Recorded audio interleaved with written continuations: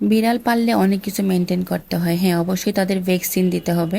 Hello everyone, সবাইকে আসসালামু আলাইকুম। সকাল সকাল একটা ছোট্ট ব্লগ নিয়ে চলে আসছি। ওই দিন আমি চলে গিয়েছিলাম কুইনের ভ্যাকসিন দেওয়ার জন্য। ওর ভ্যাকসিন প্রায় 2 মাস লেট হয়ে গেছিল আমার।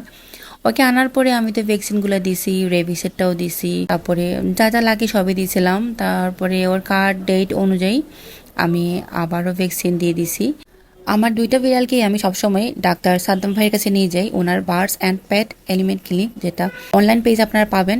চট্টগ্রামে যারা আছেন তারা অবশ্যই জানার কথা। ওনার এটাতে অনেক কিছু পাওয়া যায়, বিড়ালের সব ধরনের খাবার, সব ওদের খেলনা আইটেম, ওদের লিটার সব কিছু পাবেন। তো আমি গেলেই সবসময় ভাইয়ের কাছ থেকে কিছু না কিছু নিয়ে আসি। এখানে আমি কুইনের জন্য ট্রিট নিলাম, ও সে ট্রিট অনেক পছন্দ করে। আর ওদের জন্য তো আমি অনেক কেট ফুড নিতে হয়। তো এই যে ওনারা কিন্তু ডেলিভারি দেন, হোম ডেলিভারি। আপনারা ওনাদের birds and pet animal clinic যেটা পেজ, ওইখানে নক দিলে ওনারা কিন্তু সবকিছু হোম ডেলিভারি সার্ভিস দেন। তো সবাই ভালো থাকবেন, আল্লাহ হাফেজ।